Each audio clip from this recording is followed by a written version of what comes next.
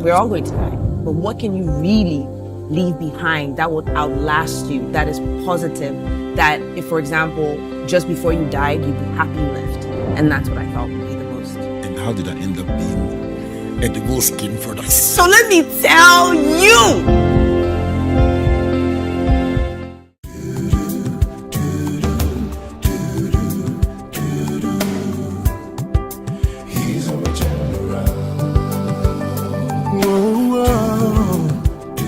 Turn around. Turning point, yeah. He's a turnaround. Welcoming you to Ghana's foremost developmental program and that place where the greatest minds in the world converge. Springboard is brought to you by the Springboard Roadshow Foundation and powered by MTN Ghana, the Enterprise Group, and the Ghana Growth Program, a collaboration between MasterCard Foundation, Springboard, and our other partners. Today, we start a brand new series of conversations about changing narratives. I'm going to go around the country to find people who are saying things differently, reimagining how our society should be, and forcefully putting out a revised standard version of our country, our business, our lives that is inspiring, encouraging, and simply moving. I have the first candidate on the show today, and she will get us on the way. I like her for her straw hats, her unimaginable energy, and guess what? Her edible skin products. It's the first time I've heard it all my life. Today in the studio with us, we have the CEO and founder of Gourmet, Violet AWO AMOABEng. Violet, good to see you. Nice to see you too. Thank you for having me on your show. It's a blessing. I don't know where to start from, whether it's a straw hat or the edible skin products or the raw, pure, and wild. Where does your energy come from? I think I was just born like this. I've always just been very hyper, very energetic, and I tend to be just super happy and positive most of the time. I love being But my dad is pretty energetic too, so maybe. And my mom too. My parents are energetic. Okay, so it's in the blood. It's in the blood. I'll ask you about socialization and genetics shortly. Oh wow. Let's start with how you found yourself doing what you do and loving it in the process. Yeah. So it's a really interesting story. You know when people usually go to school or they pursue a type of career. Like you grow up, you want to be a doctor, you want to be a lawyer, you want to be an accountant. Me, I didn't want to be anything. Like in my mind, I was just going to school, not really having a focus. I kind of just knew what I wanted to do or the person I wanted to be, but not necessarily like a career. What do you want to be? What do I want to be? I want to be a person that leaves the world where people are better than me. That's the type of person I want to be. What was driving that? I think it's always the idea of learning to number your days. Like I know I'm not going to live forever. So it's like, what can you leave? You can leave like a car, you can leave like a house, or you can leave something that continues, where it's like if you show enough love to somebody, they continue to show that love to other people. Because we're kind of like one body, but then we kind of see ourselves as individuals. So it's like if you leave something really impactful to someone else, then they sort of continue that chain reaction. Was it something from your childhood that influenced that kind of thinking? It sounds philosophical. It really, because I love to think. That's the other thing. Like I always like to think about what's going on in my environment, what's going on in my life. I like to reflect a lot. And I think it's just thinking about we're all going to die, but what can you really leave behind that will outlast you, that is positive, that if, for example, just before you died, you'd be happy you left. And that's what I thought would be the most. And how did that end up being edible skin products? So let me tell you. Okay, it's a whole story. So when I first, you can tell from my accent that I studied abroad. But I came back to Ghana. But while I was in school, what did you study? Was there any philosophy in it somewhere? No, there was no philosophy. Like I was going to take poetry. I told my dad I was going to school. Have. I know I should have. But then when I went to school, I took accounting, and my teacher's like, "You're very good at accounting. You have to do it." So I called my dad. I'm like, "I'm doing accounting." He's like, "Thank God you're not doing poetry," because he could not see how that could become a good profession.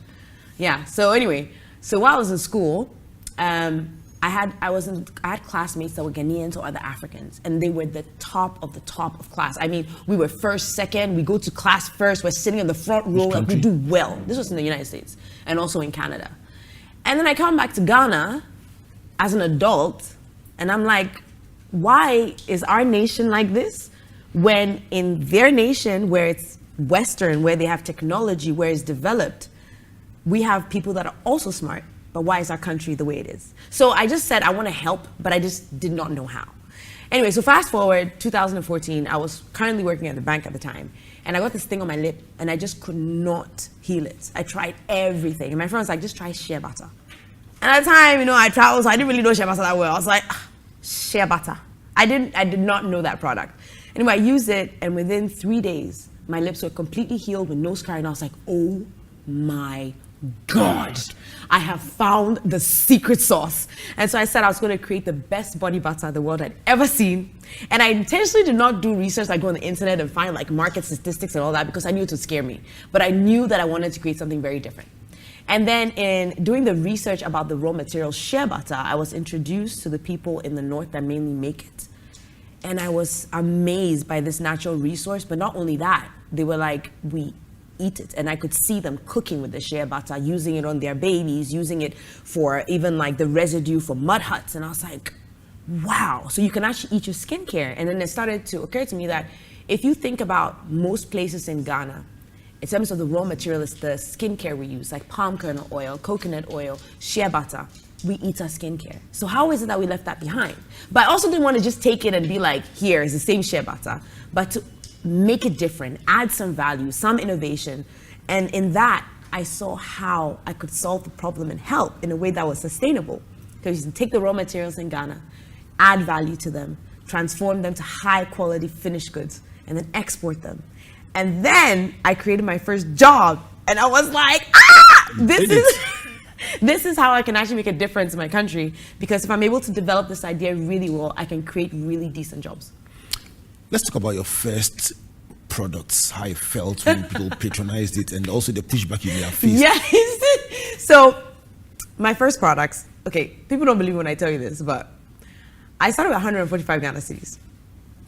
And that was 145. 145 was $45 at the time, and I remember it because I went to take all the money from my bank account at the time. So you have to ask yourself, I'm a banker.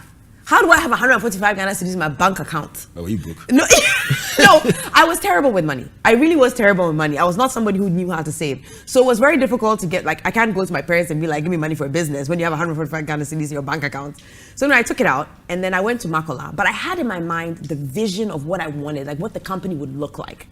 So anyway, I took this money, then I called my uncle in the UK, and I said, Uncle, I'm starting a business. I'm going to need this and this and this. Well, he sent me some small essential oils to play around with. Why didn't you call Dad?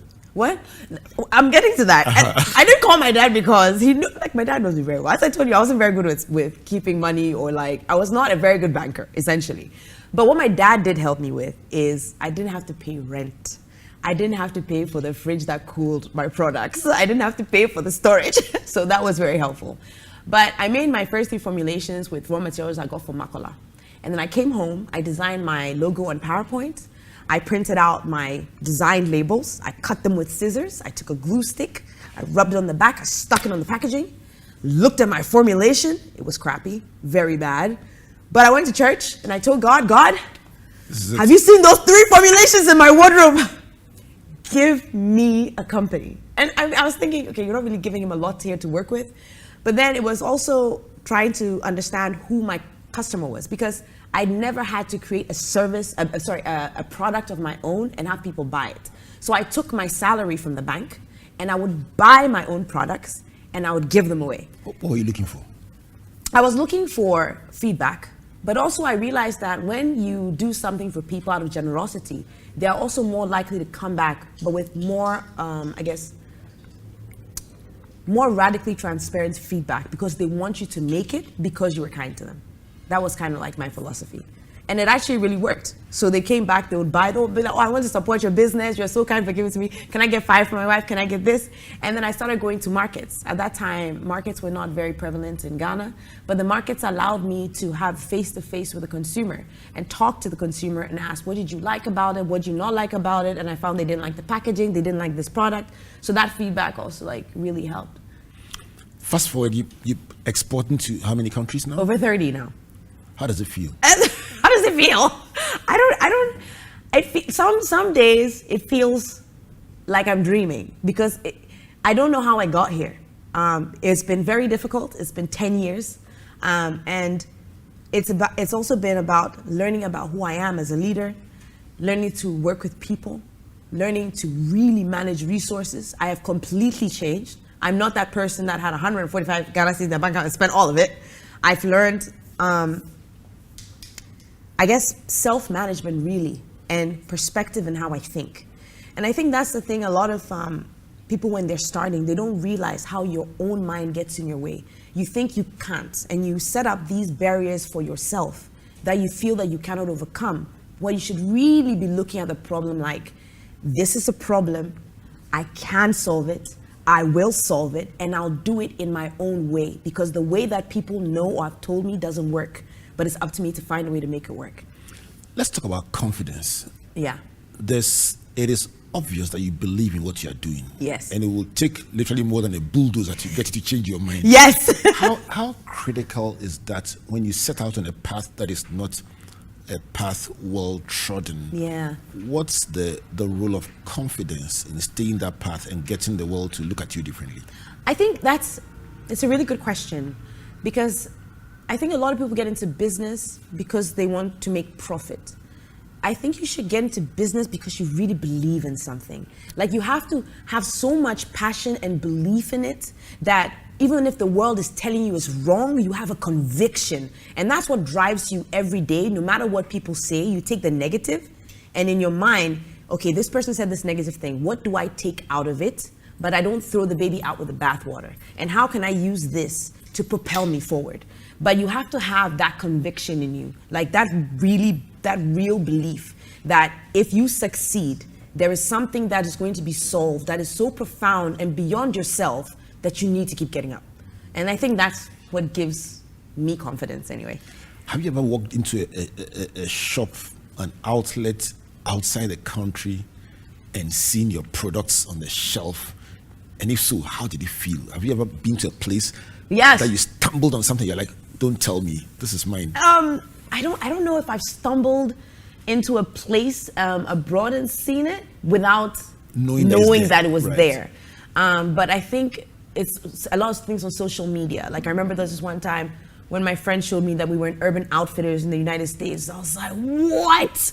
It was just like mind-blowing. It's so hard to even process, because something that you started with such few funds, such few resources, but with all the negative pushback, with all the you can't do it, somehow it's like on a world platform.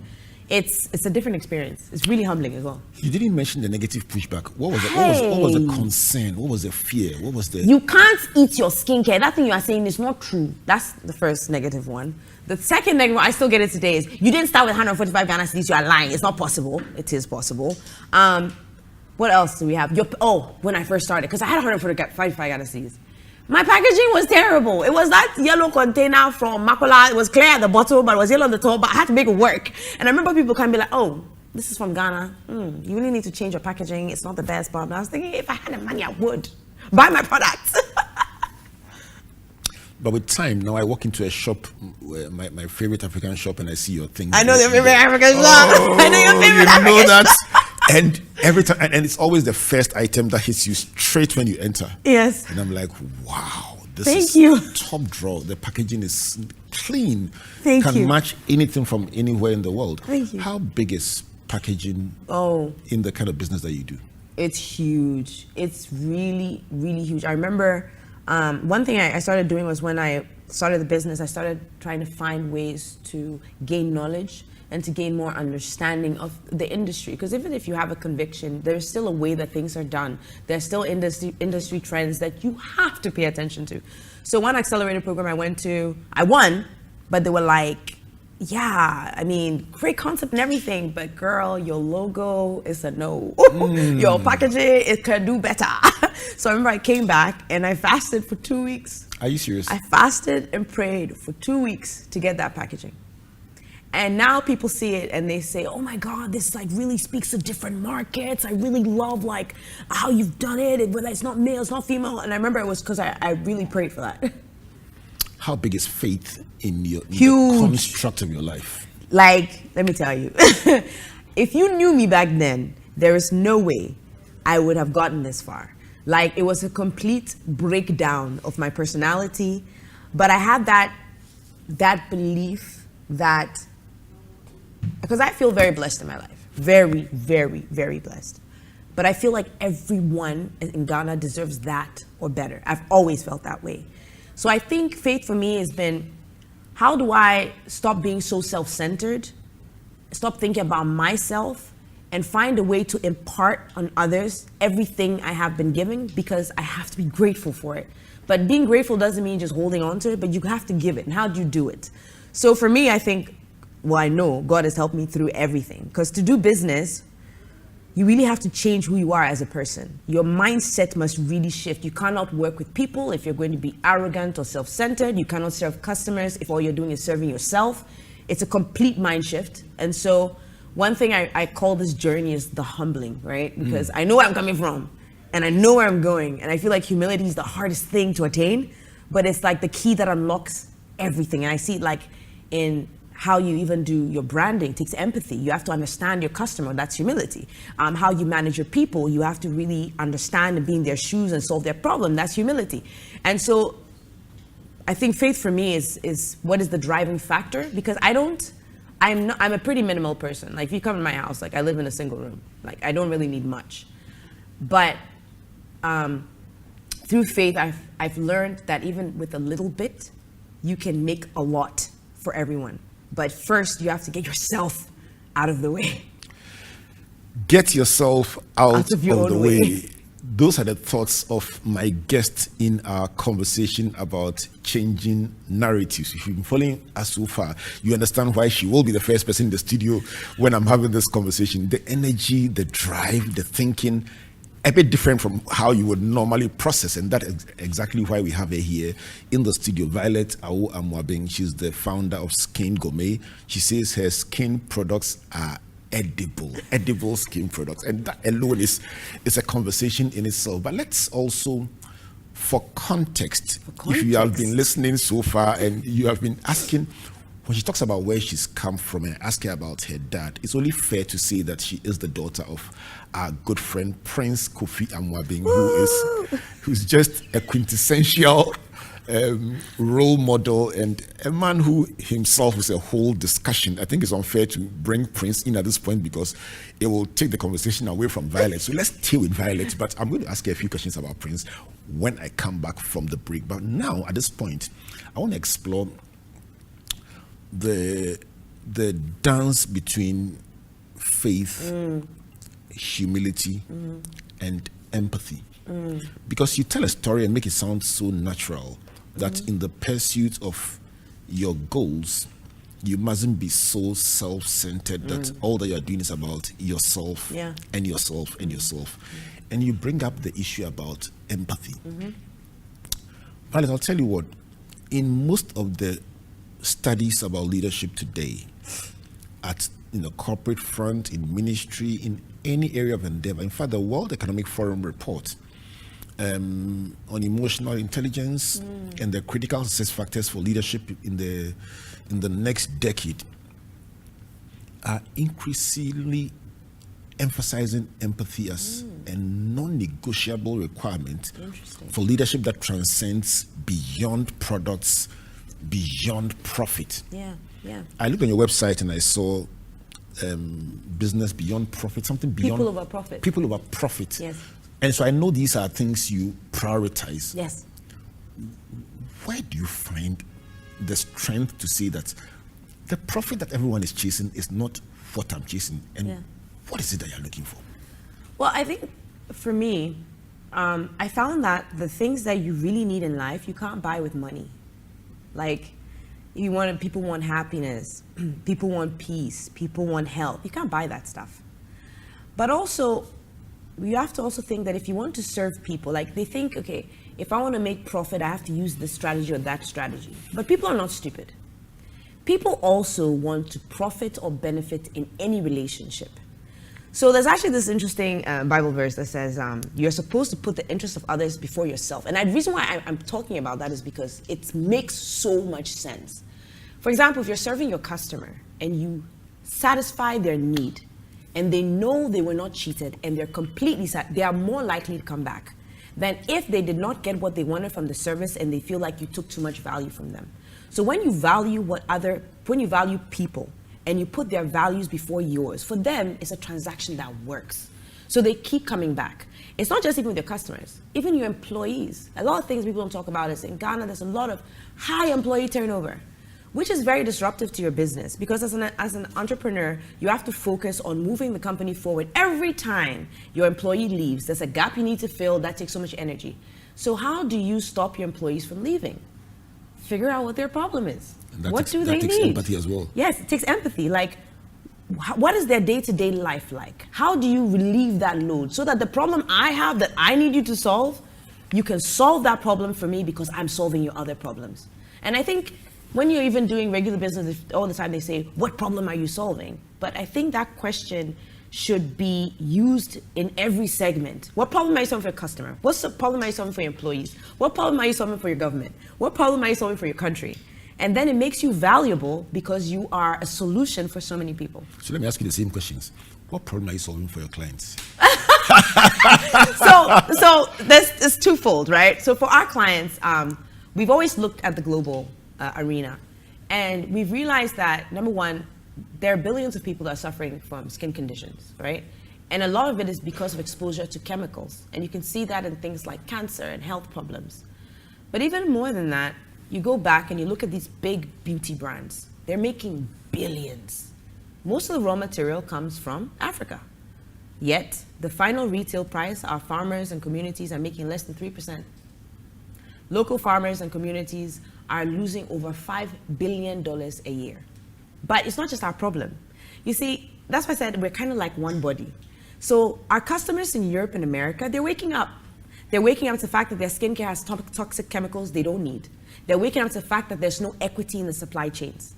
So what we're giving them when we give them our product is, of course, a healthy product that is so safe you can eat it, so safe you can use it for anything, at a great price.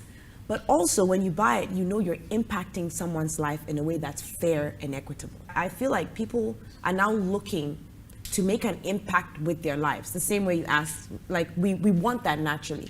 And if you can have the opportunity to buy something, and in buying that thing, you can trace it back and know who it is that you're affecting, know that you're not polluting the environment, you're not ruining your health, you're not going to be damaging people around you, and also the people that you're buying from are accountable, and you can actually see the source of where it's coming from.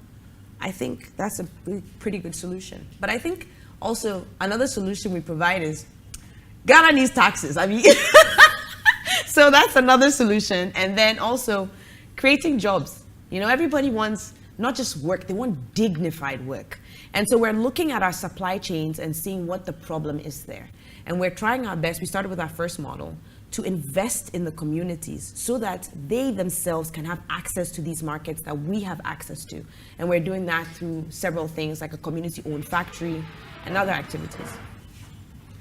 When I come back from this break, I'm going to ask you about how just being yourself Yes. and doing your business is retelling the story of how business should be done.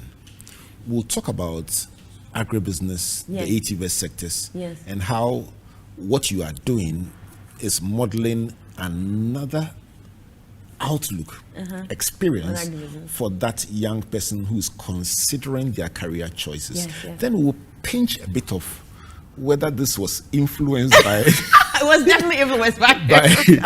by your dad, by your parents, and how parents ought to also socialize or impact the lives of their children. And above all, how we can by ourselves, also do what we do, Yeah. and use that to tell a different story about our country and about our continent. This is Springboard, your virtual university. I told you, changing narratives with Violet AWO AMOABEng, the CEO and founder of Skin Gourmet. We are talking about the journey that led to creating edible skin products, and this very interesting connection between empathy, leadership, serving people, showing them a sustainable way of doing business, and ultimately people above profits. Is it possible in your church? Is it possible in your business?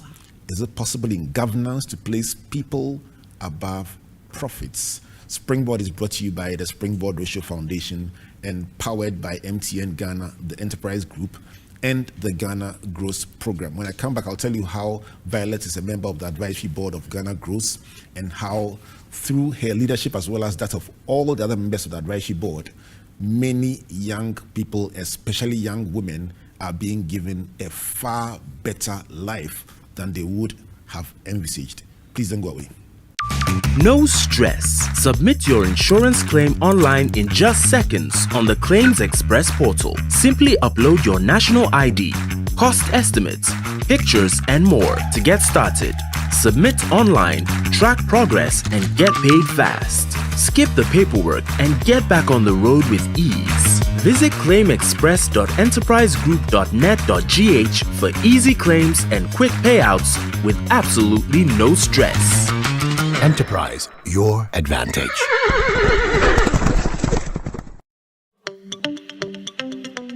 Good business means seeing the possibilities and maximizing opportunities.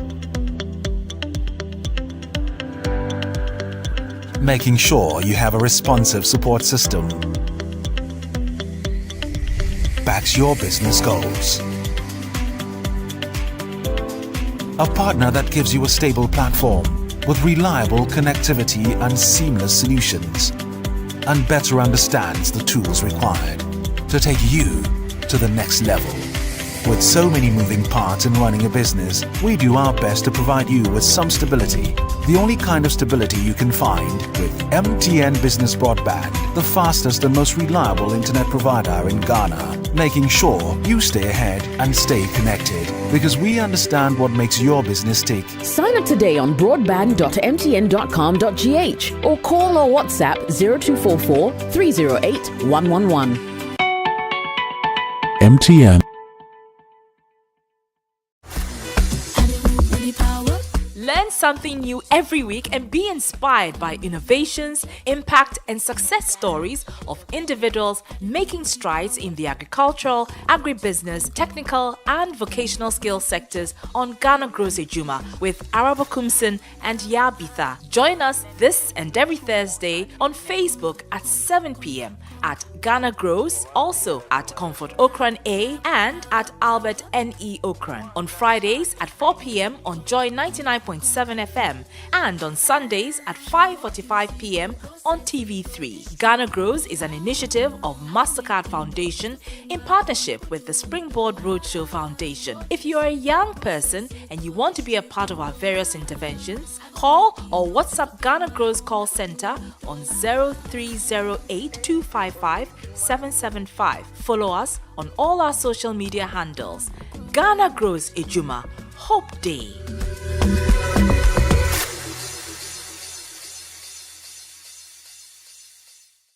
Welcome back to Springboard, your virtual university, and to this incredible conversation with my friend Violet AWO AMOABEng, telling us the Genesis, the Exodus, the Leviticus, the Numbers, and the Deuteronomy of Skin Gourmet. It's just too nice. I'm telling you, I'm just having so much fun listening to her, and it's just infectious, the energy that backs the story and the authenticity of the thinking and the vision. And I think it's just a perfect note on which to start this conversation about changing narratives. Call somebody to call somebody to call somebody. The world can be a much better place if we all revise our thinking about who we are, where we live, where we operate, and how to do business. Springboard is brought to you by the Springboard Roadshow Foundation and powered by MTN Ghana, the Enterprise Group, and the Ghana Growth Program, a collaboration between MasterCard Foundation and Springboard. Our media partners are Joy FM, Joy News TV, and also the Graphic Communications Group. Today, I want to say a big thank you to our friends also at the Palms by Eagles at Airport City, where we are happy to be hosting today's edition. So, before I get back to my conversation with Violet, let me just remind you about the Enterprise Advantage tip for the day. The question is, do I always have to pay for medical services under the Acacia Health Insurance and claim a refund later? And the answer is no. You can use your card at any accredited service provider and pay cash and avoid paying cash unless during an emergency, and that's when you get to claim a refund. These thoughts are brought to you by the Enterprise Group. Their number 030-263-4777. Email info@myenterprisegroup.io. Enterprise, your advantage. The Ghana Growth Hotline or call center line is the number to call or WhatsApp if you want to find out more about the amazing opportunities in agribusiness, agric, and ATVET. Just reach out to us and find out about the Career Clinic, the Empower 360, and so many other interventions that are transforming the lives of young people, especially young women aged between 15 and 35. So just call or WhatsApp 030-8255-775 and you will find out so much more that you can take advantage of and move your life and your career forward. Also to mention that we are migrating to the Springboard channel, that one-stop place on YouTube where you can get all our content, be the virtual university, a Juma, Hangout, everything that we do, as well as the several other tips that we share on a daily basis. Just subscribe to the Springboard channel on YouTube and you will be receiving all the notifications when we go live, just so you don't miss out on any single one of our interventions. Today I want to just highlight one young woman in business so you can patronize her work and help her make plenty money so she can pay her taxes. Is that not it? Yes. As simple as that.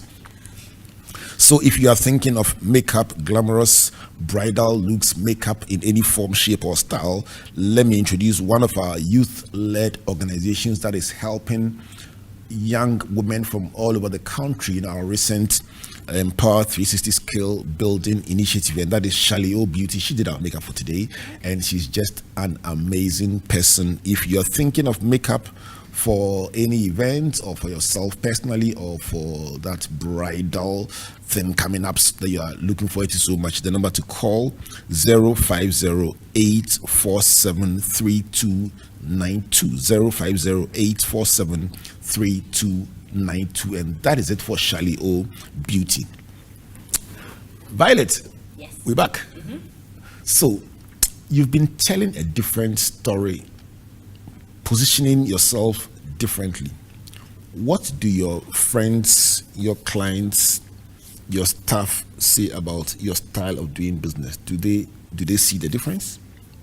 That's an interesting question. I think so. Because one thing with us when we do business, we try not to argue with the customer at all. So I guess it is different because if there's any issue with the product, we make sure that it is replaced immediately. If there's any misunderstanding, we take the blame for it. And we actually believe that the customer is always right.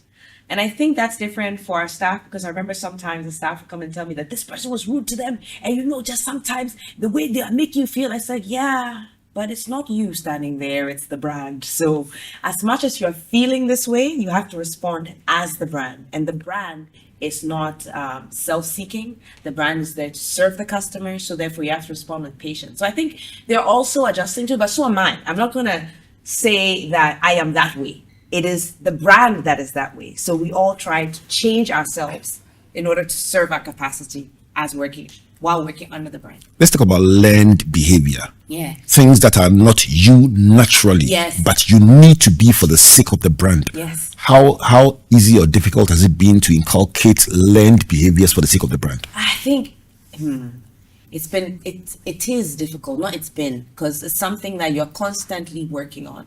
But I think one thing that really helped was when we were building the business, I built a brand guide, which is that it's like the identity of the business, which is separate from me, so that at any point in time, people know how to act and not necessarily follow what I'm doing. So that even if I'm doing something wrong, we all have the same framework to tell me that, yes, you feel this way, but let's go according to the built framework. So it's very difficult, but at the same time it's what is, I think, help the brand to be more successful, because it challenges you to actually align with the framework. You can't be different from what your brand is saying because you have your own personality or you have your own interests. Once you have this t-shirt on, once you have this hat on, you are no longer yourself. You are now the walking, talking brand. And it's been great because when you build a brand guide, you write things you write the brand you aspire. It's never something that's less than you. It's always something that's more than you, something that you like, something that you want to attain. So it is difficult day by day, but I tell you, it's been totally worth it. Let's talk about culture and alignment along the same lines. Yes. How powerful is organizational culture? How powerful is creating that alignment that a person meets somebody and does not even know them and say, this must be somebody from Skin Gourmet. Yeah. So I think that was really interesting because when I first started the business, I intentionally decided to recruit individuals who may or may not have a university degree and have very little experience working properly with another organization. And the reason for that is that I wanted a blank slate. To build your own. Yes. When you come in, you absorb our culture. It's not that you bring your culture in and then dilute it. And that's worked pretty well. But I think also one thing I've really learned in working is when I first came back to Ghana, to be honest, I didn't understand a lot of things about Ghanaian culture. And a lot of times when you've traveled and you come in, there's certain things we think is negative, but it's just we don't understand. And that's where the empathy and humility comes in, because I started to realize that the way I'm thinking doesn't fit the context. And so I realized that a lot of the team who are here, this is the environment they were born and bred. They actually understand the cultural context and nuances of operating in Ghana. So something as simple as, like, for example, there is this thing in Ghana we do when someone does something nice for you. The next day you come back and you say thank you. I thought, but I've already given it to you, why you come back? But I realized that it is a real way of showing gratitude. And so when you're dealing with Ghanaians, it is something that is expected. So as much as we built our company culture also is Ghanaian. So we had to also learn from our team. Intentionality, how to also operate in this cultural context while building our own culture. You know what? While you talk about it, I have a feeling that the idea of doing the next morning is to allow you to sleep over it and wake up and think about the magnitude of what has been done for you. And if you are still grateful the next day, then you can express it much better. I see. I mean, now that you say it, I'm just thinking there's some merit in doing it the next day. Yeah. Because it means that you still are reflecting and feeling that it was worth. Yeah, and you didn't just say thank you. Yeah. But that you actually took the time to come back to say thank you again, which I thought is actually quite profound. In my dealings with your dad, yes, Prince Kofi AWO, I found him to be a very intentional person. Yes. Very intense, very intentional, very passionate about what he believes. Yes. Did that influence you growing up? Of course. I remember I was telling my dad this thing yesterday. So when I came back from the States, I had this thing on my door. I mean, I was young, and I wanted to decorate my door. So I had this plaque and it said, "It's all about me," and it was in pink. And my dad never gets upset about anything. And he's coming down the hall with his coffee cup. And he looks at the door. And he looks at me. He goes, "What do you mean it's all about you? In this world, nothing is about you. Take this thing down off your door immediately." And I thought, that's not like it's not. I mean, what is the big deal? But then I understood why it was so intense for him for me not to even put that on my door, because he wanted me to understand that in this world, nothing is about you. You cannot be self-centered. Everything you do must be for the benefit of someone else. And it's a very radical way of thinking. But as time has gone on, I realized he's so right. Because, like, again, people are very transactional. I'm not going to be hanging out with someone who's always using me and taking from me. But you're more likely to be around someone who offers you something, who doesn't just take from you but adds value to your life. You know, and again, that's the thing, putting others' interests before yourself. So you actually come last. I'll tell you what, his thoughts about organizational culture were very profound for me. I mean, I spent most of my conversations with him, unless we meet at the social function, but in those days, I remember going to his office to invite him to speak at the Springboard Roadshow grand finale at the Trade Fair Center. It was 2 pavilions packed, and he was a keynote speaker. I went to invite him in his office, and we were talking about it, and I was telling him what we're doing. It was like, are you serious? You're doing all this? And we talked about golf, we talked about the things he likes, but in all that, he kept talking about getting people to march to a rhythm and believing in it and leading by example and what he would never do no matter what. And then halfway through the conversation, at the juiciest part, somebody stands at the door. He says, Albert, hold on.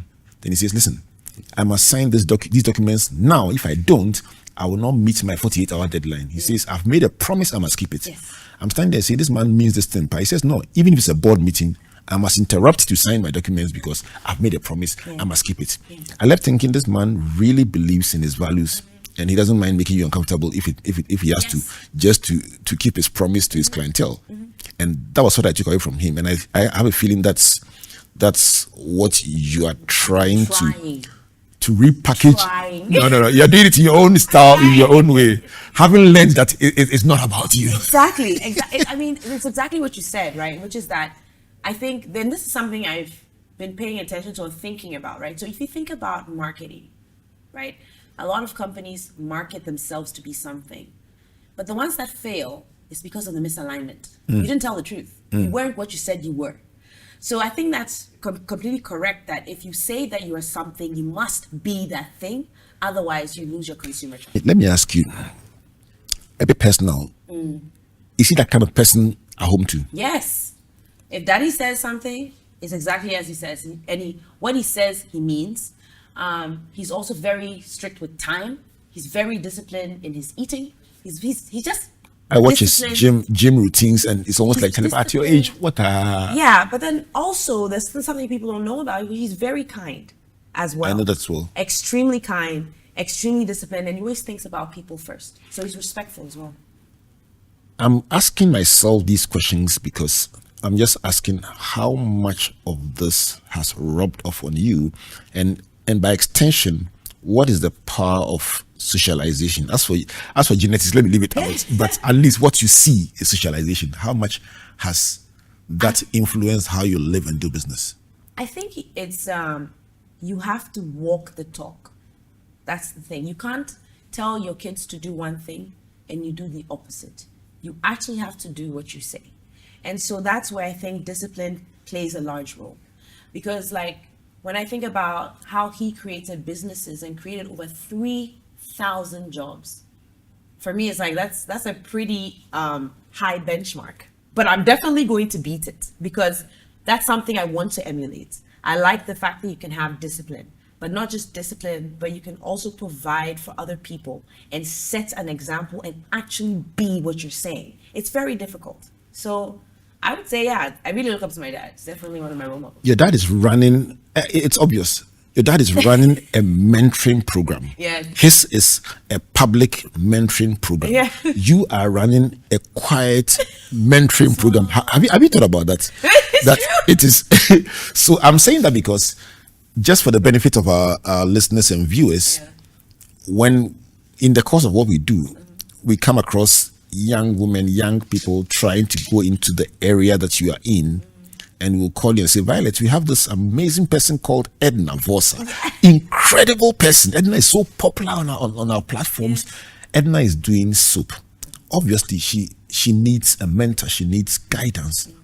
And you don't say, oh, anybody who is in my business, my industry is a competitor. You receive her warmly and take her on a scheduled, structured program. And Edna is giving me a feedback, and she says, I've learned so much. I feel so good about the future. How big is mentoring for you in the construct of what you do? I mean, I think I wouldn't be anywhere if other people didn't mentor me. I remember I was telling you about the competition that I won. That was by Dark and Lovely. Technically, wow, you're mentoring your competition. And so I realized that Also, mentorship, you're worried about somebody coming in your space and doing what exactly? If we just think about the fact that we're Ghanaians, we all need to succeed. And if we understand the business well and we are driven by what we know and we actually have a passion, we differentiate naturally. It's not something you have to worry about. If the person is good at doing what they're doing, let them be good at it. You are also good at it in your own way. But to put other people down, not only do you affect them, and remember that they're creating jobs. They are paying supplies. They are paying taxes. These are all players in the same space, in our home. We need to push each other up. The better we all do, the better all of our lives will be. You came in today with Zenobia. Zenax Organic. Exciting young woman doing hair care products from fruits and natural products. And you literally have brought her from Cape Coast and are mentoring her. What's in this for you? I mean, I again, is the give back. I'm grateful for what I have received. It's easy to relate to somebody talking about give back when they are 70, like your dad, or 60. Yeah, but you see, who told you are saying that no, we have a company called Legacy and Legacy, and we didn't form it when we were old. We formed it when we were young. Wow! So and the real the ethos, the whole thing was about building a micro legacy and a macro legacy. Wow! And this was how many years ago? Over a decade ago. Wow! Almost 2 decades ago. Yeah. We were much younger then. So what is it that makes you see that you don't have to finish living your life before you can enrich the lives of others? Again, I think that's what I said to you, that I've learned to number my days. You don't know if you have tomorrow. Like, you really don't. So you can't say that you're going to finish and then you help people. Who told you you finish? But every day, if you have the opportunity to help someone, it's a good thing to do it. And also, I have received help again. So I feel like I owe it. What I have received, I must give back. There's one thing you owe us, so you must give us now. And that is from where you sit, having learned from what has worked and what hasn't worked. Yes. What would you call the critical success factors for building a great business? To be honest, you're all going to disagree with me. You have to put people first. You cannot put your own interests first, because why do you think? You know, this is, I truly believe this, and I'm telling you, Jesus is a genius. Servant leadership. When you are there to serve people, everybody likes to be served. So when you're not dominating or finding your own way or getting what you want first, but rather you lower yourself to solve people's problems, then there's a need for you. Then you are relevant. Then we are happy you are here, because instead of just taking, rather when you are giving, people find value in you. And so that's a way that you easily win. So people first. People first, all the time, anytime. Number 1, number 2, number 3, people first. People first. Let's talk about your products. Lest we finish this show and then when we air it, people say, so what exactly did you say? We forgot. Just for the sake of those who are saying, I've heard the name. Yeah, Violet. What does Skin Gourmet do? Okay, so when you see the shirt, I'm Raw Pure Wild. A lot of people, where your mind goes is not correct. I'm Raw Pure Wild. So my pastor, my mind didn't go well. No, the reason I said that is because when the team goes out, they're always like, it's always like, hey, so yeah, Raw Pure Wild, eh? No, so Raw Pure Wild is what we stand for. We Skin Gourmet, we make raw handmade skincare, sourced from the wilds of Ghana, and it's so pure, you can eat it. That's what we do. Raw Pure Wild. We make edible skincare, sourced from Ghana.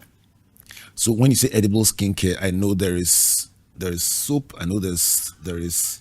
Don't eat the soap. We haven't figured out how to make that taste good. I was going to come to that, but at least there is. We have edible butters. We have edible scrubs. We have what we call humble feast, which is like honeys and coffees made in Ghana. We have edible. Let's talk about the coffee. We have this amazing coffee. No, let me tell you. We have this amazing coffee. Are you telling me? Yeah, I'm telling you. I'm a patron, please. You know the coffee, right? Of course. Exactly. I told you off air that. that. The scrub first. I've Please, used the scrub. now that you are saying it, break them down so that when I go, the ones I haven't tried, I go and try them. They give you feedback. Okay, so we have our edible butters. These are usually based on shea butter and then cocoa butter, but we have different blends of it. Then we have our edible scrubs. Absolutely delicious. You have to taste them. And they're made from cocoa, they're made from sugar, they're made from hibiscus, they're made from coconuts. We use raw products. And then we have our oils. We have everything from baobab, castor, neem, shea, palm kernel, avocado, hemp, a whole bunch. And then we have our humble feast, which is cocoa powder, coffee, then different honey blends.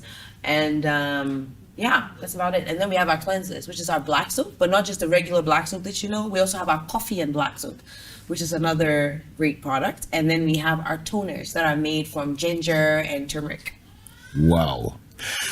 So if somebody wanted to find Skin Gourmet products, I know where, but Yes. if somebody wanted to find them, Oh, wow. where should they go? Okay. Or how should they find them? Go to www.skingourmet.com. I know. Or you can call us on 020-8979-302, or you can WhatsApp us. And we have a refill program. So when you buy from us and your container is empty, return it back to us and you get a 20% discount. We even do free pickups in our car. Free delivery pickup for the containers, and then we return it to you. They say the number you mentioned, it was too fast. Sorry. So slow down. 020-8979-302. Right. So that's where to find Skin Gourmet. Yes. And I'm sure that in any of the leading Ghanaian product shops, you will find them. Let's talk about Ghana Grows and Empower 360, especially Ghana Grows. You've been part of the advisory board. You know what we're trying to do. Yes. Excite young people, especially young women, and say, listen, look at Violet. Are you excited about what she's doing? Don't limit your career choices to the ones that have been traditionally the go-to ones from childhood. How powerful is this idea of showing them models and saying, look at this, and ask yourself, is that not what you would like to be? How powerful is what people see in helping them form their career choices? I think it's really important. I think one thing I've noticed though is that we tend to be very narrow focused. So we just look at what's around us, but we have to try to be more innovative and more creative and try to add value to what we already have in a way that brings passion to us. So I'd say that even young people, if you know, like for example, you're passionate or your favorite food is banku, you really, really like banku. There is a way you can add so much innovation to that and completely change the game of banku. So find what it is that you're passionate about and find a way to add value to it and bring something different to the world that makes you stand out, but something that people can't easily beat you at because nobody loves banku more than you. Is it your favorite? No, it's not. What's your favorite? My favorite food is, the name again. It's this tiny ball and it's made from gari and it's fried in coconut oil and has onions in it. Is that chicken? No. Agbele kakro. Yes. I love it. Goodness. So, yes, with coconuts. Chai. Charlie? Yes. Or like a bean stew without the plantain. Mwah. Okro soup without the banku. Mwah. What kind of deviant behavior is that? How can you take the okra soup without the banku? One say, how about we are seeing me? Eh? Tell me, as we wind down in this, and then you must promise to come back again. I will. You must come back again. I think we should just keep this conversation going. Let's give a message of hope to somebody who says, you know what? You're lucky or you're blessed. Something about you is just very nice. Yeah. I wish I could have a life like yours. Yes. And just give them a message of hope. Yeah. And then after that, guess what? You will say a prayer for them. Okay. Is that nice? Yeah, that's This nice. is your camera. Let's do my something. camera. Yeah, let's do something special. Okay. So, whoever you are today that's tuned in, sometimes people might tell you that your idea doesn't make sense or that it's foolish. Move anyway. Just believe in yourself and just learn as you go. Nobody has the right formula. As you go, you change your plan. As you go, you change your plan and you pray about it and put it in God's hands. And you'd be surprised by what you can do. I started with 145 Ghana cities. And look at what I've been able to do with prayer and also listening to customers, just learning.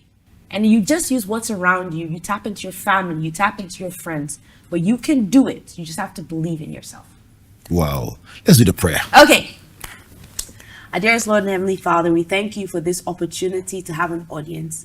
Father, we ask that in your mercy, you will touch many lives, that you open many doors for people. Show them how worthy and how valuable they are to you, and tap into them and expose their potential. May your will and purpose be done in every single one of them. And may they know you and glorify and honor your name by finding that purpose and plan you have for their lives. We wish them all success. We wish them love, wish them hope.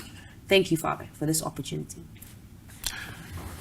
And an amen to that prayer and a promise to come back again. Violet, let's do this again. Yes. This has been an inspiring, a challenging, a redefining, an inspirational, and a prayerful edition of Springboard, your virtual university with my friend Violet AWO AMOABENG, telling us the story of her life and challenging us to put people first and build businesses that are different, sustainable, and businesses that will stand the test of legacy. Amen. Investing in the lives of other people.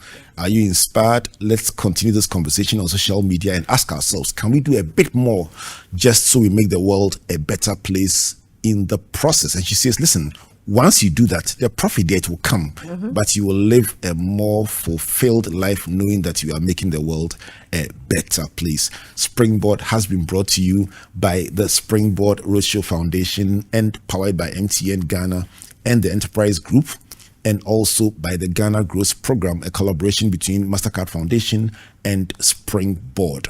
Our media partners, Joy 99.7 FM, Joy News, and also the Graphic Communications Group. And a big thank you to my guest for today, Violet AWO AMOABENG.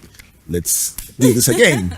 My name is Albert Okran saying, God bless you, and God bless you.